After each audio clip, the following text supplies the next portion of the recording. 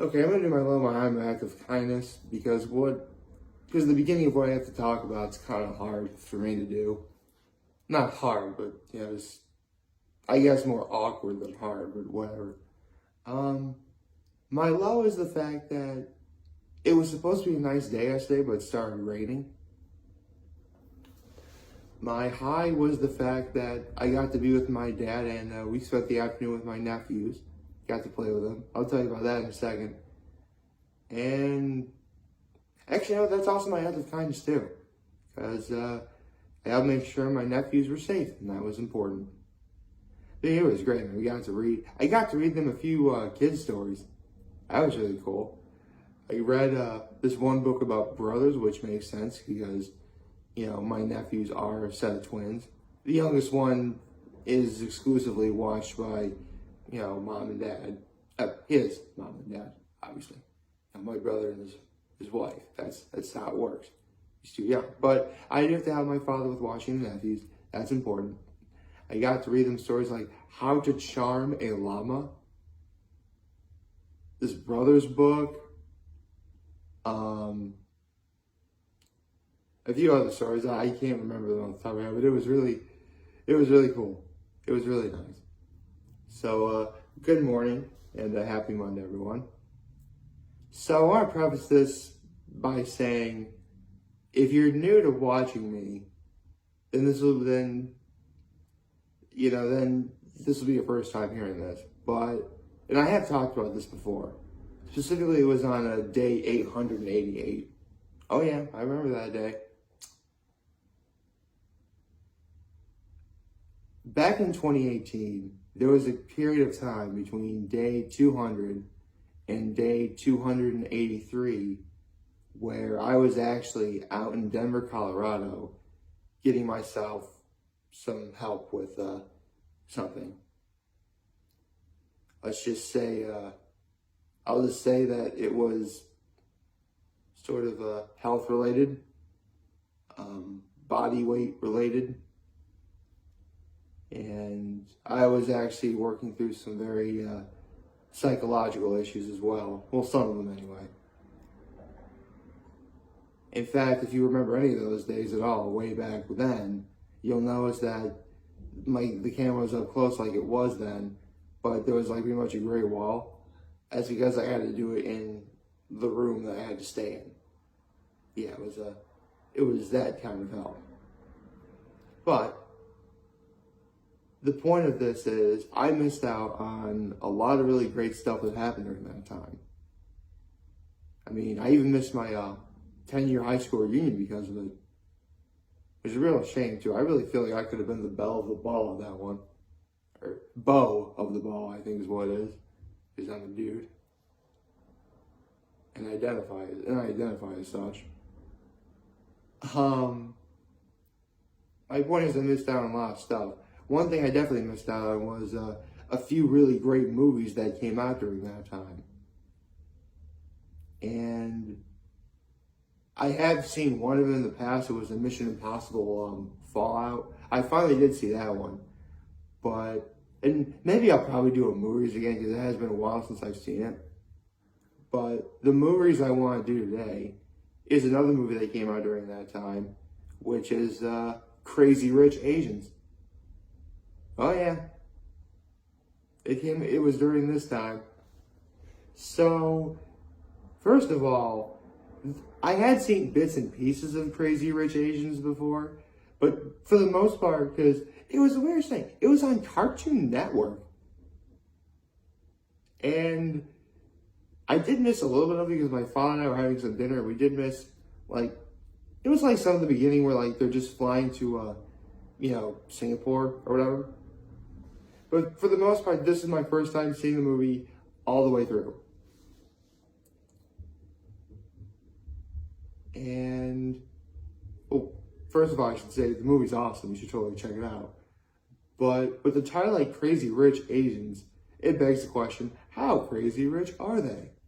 Well, the movie starts off with the Young family. That's the name of this family, the Youngs. They go into a hotel, they made a reservation, and it's very clear that the the hotel front office and manager are completely being racist, which is wrong. Don't be racist. Everyone is beautiful. We gotta love each other, okay? Good. So they get to the hotel, and literally the mom makes a phone call, and the owner of the hotel actually knows the Young family, like the actual owner, like the guy who owns like the building and everything, and he's like, I'm actually going to retire, and so your new manager is now the Young family. After just one phone call, they do this. And so the movie starts off I'd say about maybe 20, 25 years later, and you meet this one girl named Rachel, who is also from a Chinese, and she grew up in a single parent home. Her mom couldn't speak English when she immigrated to America.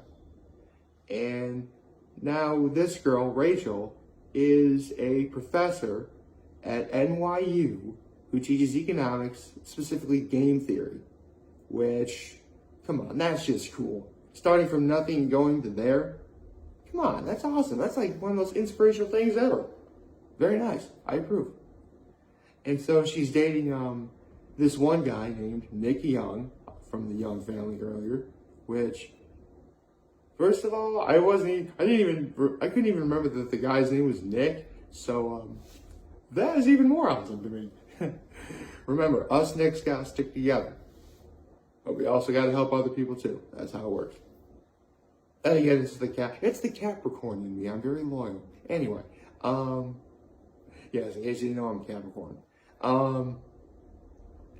So Nick Young is the best man of his best friend, who just happens to be getting married, in this weekend in Singapore. It's gonna be like the biggest wedding of like the century in Singapore, anyway. And he wants to take Rachel with him.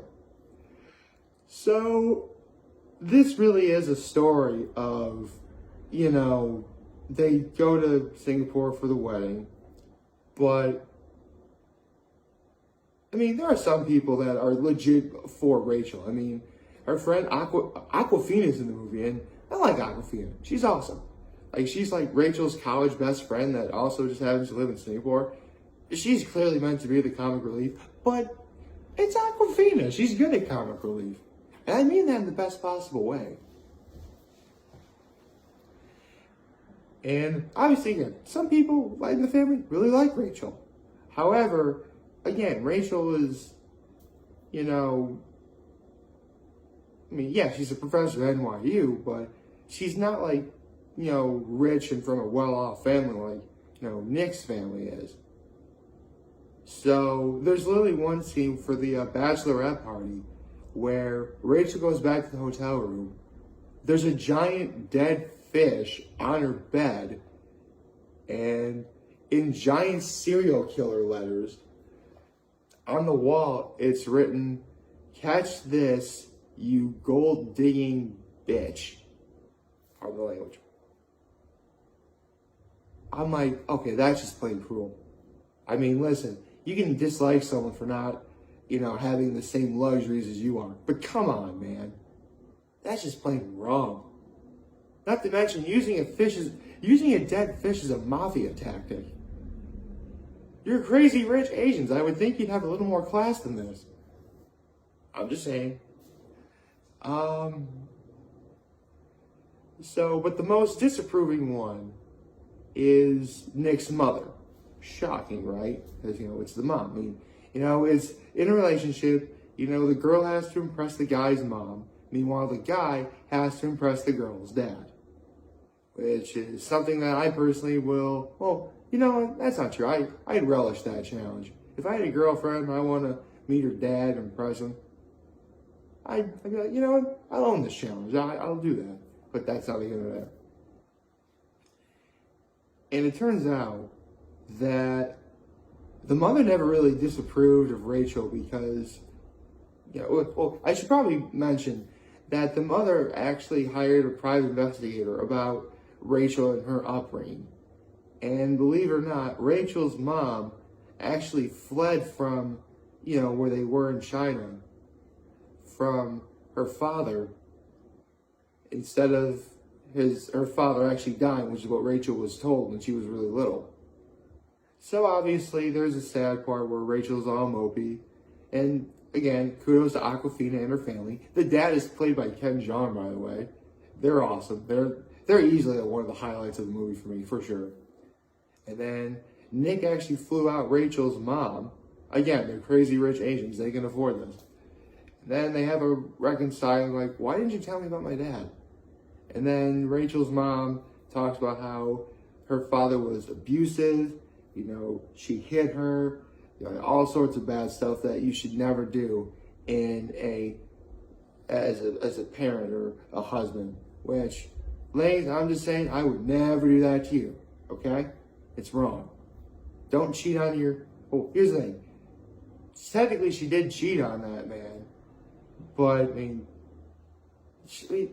Rachel's father was abusive. She hit her. It was really bad.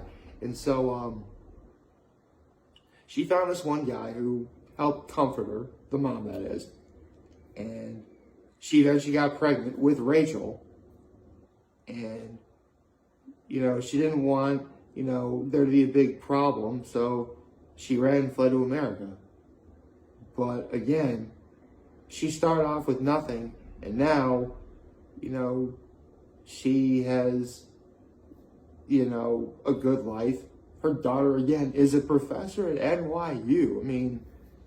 Come on, it's inspirational as all get out. Why would you not like that? So, eventually, Nick's like, you know what, forget this. I will leave all this behind and be with you for the rest of my life, and I'll get a ring. I even have a ring and everything. But she doesn't say yes. Oh, here's the thing. It's revealed she didn't say yes, but it's implied that she didn't say yes considering the next scene. Because Rachel meets Nick's mom for a game of mahjong. And the two people on the side are like, don't worry. They're half deaf and they only speak, I forget what language it was. But the point is, they were just there for playing mahjong. That was it. They had no input about whatever. And so Rachel and Nick's mom have a talk or whatever. And I should also mention, there's this one side story where I think it's Nick's sister is being cheated on, which again, guys, don't do that, all right? And here's the thing, he's cheating on Nick's sister because he doesn't feel like, he's good enough for all that they have. Again, the Young family is super duper rich. Meanwhile, he has he's a good guy and relatively successful, but he's not that rich or whatever. So, yeah, that's why. And I love the scene when they finally split up. It's you're right. We both couldn't make it work. But in the end, it was because you were a coward. Which, hey, that's harsh. And that guy deserved it. That's right. You gotta find yourself a better man. I'd say normally my saying is, if you can't stand her at her worst, you don't deserve her best. Bro, she was giving you her best literally the entire time. And you still couldn't handle that. You do not deserve her, okay? I'm just saying. So, anyway, back to Rachel and Nick's mom. They're talking, and she's like, you never approved of me the instant I got here. Why? She also mentions how Nick proposed to her. She's don't worry. I turned him down. But you never liked me the instant I got here. Why is that? Is it because I'm not rich? Is it because I don't come from a wealthy family? And it turns out Nick's mom didn't like Rachel because she's American. She grew up in America. She doesn't have all the traditional, feelings and know-how that people back east have. She knows about some traditions, which is great, but, again, it's not good enough compared to the real deal. And you can actually kind of see the argument in that. I mean, don't get me wrong, I don't. I mean, Rachel proved that she was a good girl the entire trip. You know, how do you not like support her? Right? So it turns out because actually the game of Mahjong started really cool. I have no idea how to play Mahjong, by the way. It just seemed like a really cool scene. Where like they're both playing the game, and Rachel starts off by saying, "My mom taught me how to play this game." Then Nick's mom starts off by saying, "I know how to. My mom taught me how to play this game too." See, they have something in common. That's a good way to start, actually. So it turns out that it looks like Nick's mom won, but then Rachel like won with like a winning move or something like that. And their conversation ends by saying, obviously because Rachel turned down, Rachel says, "Just know this. One day, when Nick finds the right woman that you approve of, and you have your grandchildren, and they're all playing in the big orchid field of flowers thing that you own and whatever, and all the other rich things." She didn't actually say that part, but I'm trying to emphasize the point that basically Rachel's saying when Nick has a family, you know, wife that the mom approves of, children, and they're able to do everything together and everything, it's going to be because Rachel was the one who made it happen. Which, yeah, that's a good way of putting it.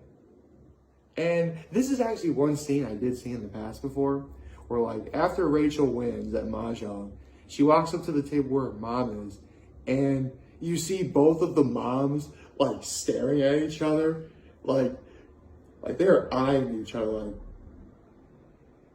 "Sup?" I love that. Like that is one of the all-time great movie stare downs. Okay, I'm letting you know right now. And they get on the plane, they're ready to go home, and then Nick gets on the airplane, and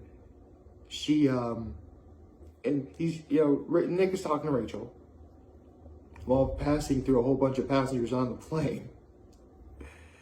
And basically, Nick came to propose, for real.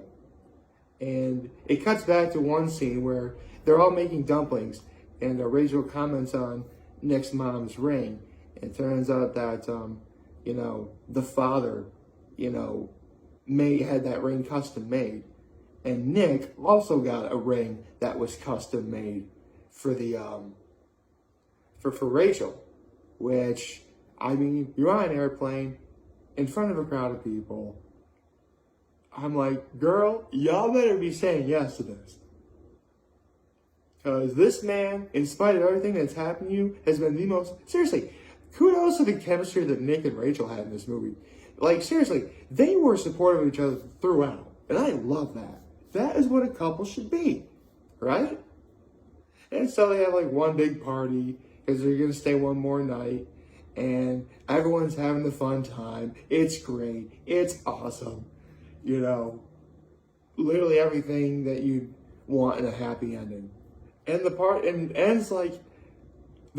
ends on a giant boat that's supported by 3 buildings in the middle of a city. Seriously, the bachelor party is on like a cargo ship, like all sorts of booze, dancing, partying. There's a bazooka. Meanwhile, the bachelorette party is like all expense paid shopping trip, a spa day, like everything. When they say crazy, like seriously, they live up to the title of the movie. They almost say the title of the movie in the movie, but they don't. They were close though. They got to the crazy rich part, but they didn't say Asians. Like, oh, they didn't do that. It's okay though. Oh no, this was a very good movie. I actually highly recommend this movie. In fact, I gotta look up and think of if Crazy Rich Asians is a romantic comedy. Because, I don't think it's not a romantic comedy so much as just a romance. It is definitely a romance, for sure. It's one of the best romance movies I think I've ever seen. I had a blast watching this. This is great. Like, seriously, this is the kind of movie where if I had a girlfriend, I would totally watch this movie with her. If, she wanted to do it too. But, there you go. I mean, yeah, I know I did a MoReas of Turning Red, but this was one of the movies I really wanted to do. And now that I've seen the movie all the way through, I could do it to you properly. So there you go. Hope y'all liked this video. If you did, leave a like. If you want to see more, feel free to subscribe on YouTube. You can follow me on social media. And as always, I'm very humble in this video for all of you guys watching Joel today. Hope you have a wonderful, wonderful Monday. And remember, if you guys want to talk to me, be here to lend you always have your back. Take care and make good choices. See ya.